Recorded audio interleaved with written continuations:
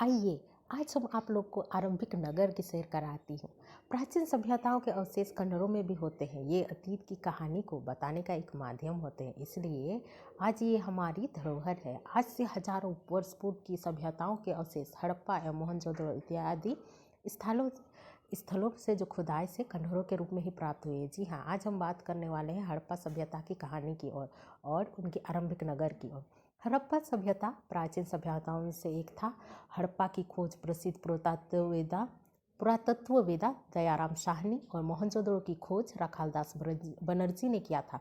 और हड़प्पा पंजाब के मोंटगोमरी जिले और मोहनजोदड़ो जो है सिंध के लरकाना जिले में स्थित है और दोनों स्थल वर्तमान पाकिस्तान में है। दोनों नगर विस्तृत भूभाग में फैले हुए थे। कहा जाता है कि हड़प्पा एक ऐसा खंडहर है जहाँ की ईंटों से आज भी नए घर एवं नालियों का निर्माण किया जा सकता है। हड़प्पा नगर सबसे पुरानी शहरों में से एक है, क्योंकि इस सभ्यता का प्रथम अवशेष हड़प्पा नामक स्थान से प्राप्त हुआ। इसलिए इस सभ्यता को हड़प्पा सभ्यता कहना ही उपयुक्त समझा गया। इन शहरों का निर्माण जो है लगभग 4700 ईयर्स पहले हुआ था, यानी कि 4700 साल पहले हुआ था। और इसकी नगरीय विशेषता की बात करें तो इतिहासकारों के अनुसार हड़प्पा जो है मोहनजोदड़ो जैसे कई नगर दो भागों में बटे हुए थे। प्रायः पश्चिम भाग एवं ऊंचाई पर बना था और पूर्वी हिस्सा बड़ा एवं निचले इलाके में था। संभवतः पश्चिमी भाग में शासक वर्ग रहा करते थे और इसलिए इसे दुर्ग नगर भी कहा गया और पूर्वी हिस्से में सामान्य लोगों के रहने के कारण इसे निचला नगर कहा गया। और दोनों भागों की चार दीवारी पक्की ईंटों से बनाई जाती थी और ये ईंटें अच्छी लंबाई चौड़ाई और मोटाई में आज की ईंटों से बड़ी थी। हड़प्पा तथा मोहनजोदड़ो के भवन बड़े होते थे। इसमें उस काल के लोगों की भवन निर्माण कला का पता चलता है और वृहद स्नानागार मोहनजोदड़ो का अब तक का सबसे प्रसिद्ध स्थल है। इसको बनाने में पक्की ईंटों और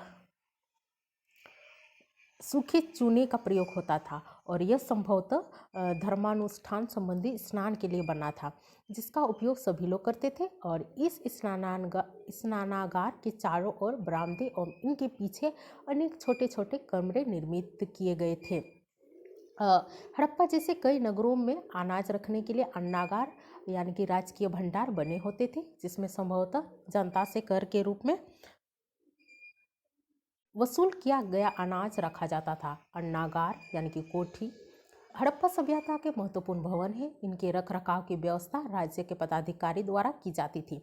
कालीबंगा जो राजस्थान में है, एक कुएं के समीप 7 आयताकार बेदिया एक पंक्ति में मिली है। इससे पता चलता है कि लोग धार्मिक जीवन में विश्वास रखते थे। और लोथल में 3 बर्तन के टुकड़ों पर सर्प की आकृति मिली है। इससे पता चलता है कि लोग नागराज की पूजा करते थे। और हड़प्पा सभ्यता की खास विशेषता यह भी थी कि वहाँ की इमारतें 2 या 3 मंजिला होती थी और घरों में आंगन होता था। और आंगन जो है, आंगन के चारों ओर घर बने होते थे, जिसका दरवाजा आंगन में ही खुलता था। और आंगन से हर घरों के पानी के निकास के लिए नालियां बनी होती थी, जो सड़क किनारे बनी सार्वजनिक नालियों से मिलती थी। इस तरह शहर का पानी मोहल्ले से बाहर निकल जाता था और शहरों में किसी तरह की गंदगी दिखाई ही नहीं पड़ती थी। हर मोहल्ले में पक्की सड़कें बनी होती थी और सड़कों की जो बनावट ऐसी थी कि जहाँ चौराहा होता था वहीं सड़कें 90 डिग्री के समकोण की तरह दिखाई पड़ती थी। अब ये तो बात हुई कि हड़प्पा सभ्यता की नगरीय विशेषता। अब उनका नगरीय जीवन को भी देख लेते हैं। हड़प्पा एक विकसित नगर था। अधिकतर लोग शहरों में ही रहना पसंद करते थे और शासकों के महल बड़े सुंदर बने होते थे। महलों के निर्माण के लिए धातु, कीमती पत्थर और अन्य उपयोगी चीज़ें दूसरी जगहों से मंगवाए जाते थे। शासक वर्ग के लोग मन को यानी कि हार तथा सोने चांदी से बने आभूषणों का प्रयोग शौक के लिए करते थे। और नगरों में लिपिक, कलाकार, स्वर्णकार तथा शिल्पकार लोग भी रहते थे। लिपिक वर्ग के लोग लेखा संबंधी कार्यों का निष्पादन करते थे। शिल्पकार लोग सिक्कों की ढलाई तथा कलाकार नक्काशी का काम करते थे। व्यापारी वर्ग के लोग नगरों के अलावा दूर दराज तक व्यापार करते थे। इस क्रम में दूसरी जगहों से वस्तुओं का आदान प्रदान होता था और शासक वर्ग अपने क्षेत्र विशेष के सिक्कों पर विशेष प्रकार की आकृतियों की खुदाई करवाते थे। हड़प्पा कालीन सभ्यता के लोग जो है गाँव में भी रहते थे और गाँव में लोग धान, गेहूँ, मटर, चना, तिल, सरसों आदि खाद्यान्न फसलों का उत्पादन करते थे और इन खाद्यान्नों को शहर में लाकर बेचते थे, जिससे शहरों के लोगों को खाद्यान्न प्राप्त होता था। और खेतों को जोतने के लिए हल, बैलों का प्रयोग होता था। मवेशियों के चरने के लिए बड़े बड़े चारागाह थे और यात्रा के लिए बैलगाड़ी का प्रयोग किया जाता था।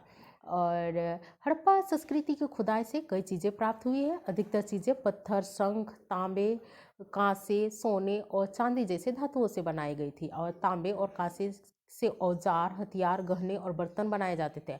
गहने और बर्तन सोने, चांदी तथा अन्य बहुमूल्य वस्तुओं से भी बनाए जाते थे, जिस पर सुंदर नक्काशी की जाती थी। आज भी इन बहुमूल्य धातुओं से आभूषण और बर्तन बनाए जाते हैं।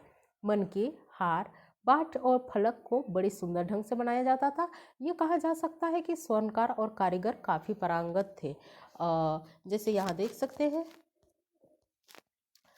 ये है ये चित्र, यह हड़प्पा काल में प्रचलित बाट का चित्र है। इसे चर्ट पत्थरों से बनाया गया था और इसका उपयोग बहुमूल्य धातुओं या अन्य धातुओं को तोड़ने के लिए होता था।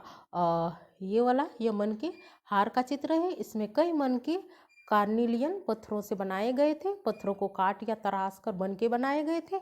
माला बनाने के लिए मनकों के बीच में छेद किया जाता था और ये सुंदर चित्र में सुंदर फलक बनाए गए हैं, जिनका उपयोग किसी चीज़ को काटने के लिए किया जाता था। और मोहनजोदड़ो से बुने हुए सूती कपड़े का एक टुकड़ा मिला है, जिसके अलावा चांदी के कई बर्तने एवं चांदी की कुछ वस्तुओं में सूती कपड़े के टुकड़े एवं धागे चिपके हुए प्राप्त हुए हैं।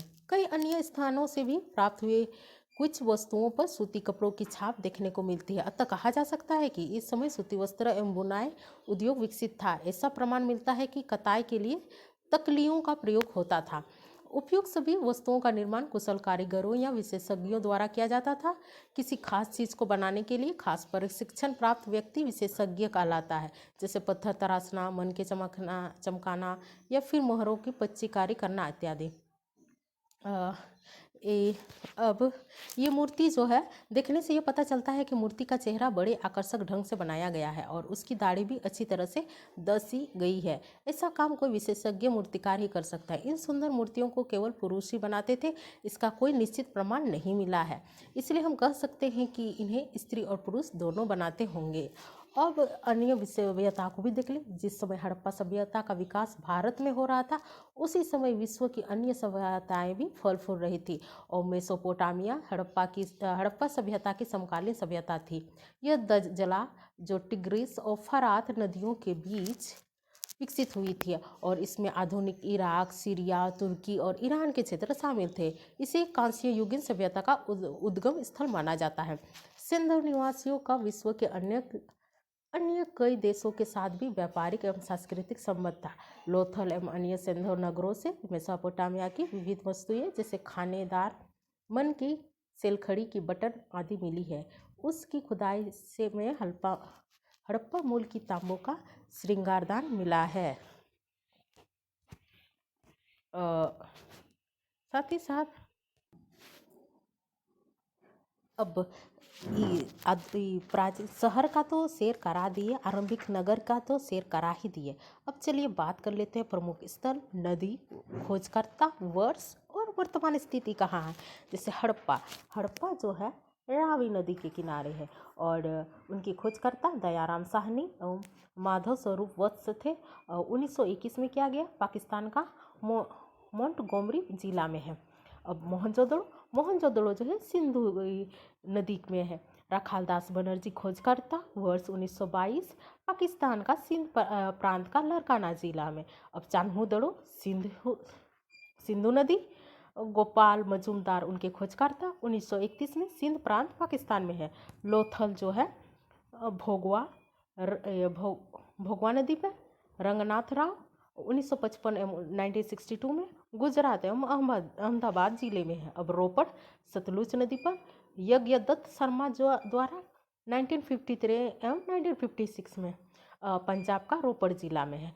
कालीबंगा घग्गर नदी बीवी लाल एवं BK अय्यर द्वारा 1953 राजस्थान का हनुमानगढ़ जिला में है। और धोलावीरा जो है रविंद्र सिंह बिष्ट द्वारा 1990 से 1991 के बीच गुजरात का कच्छ जिला में आए हो। ये आरंभिक नगर शेयर करके मज़ा आया होगा। अगर मज़ा आए तो वीडियो को लाइक शेयर और सब्सक्राइब जरूर कर लीजिएगा। धन्यवाद।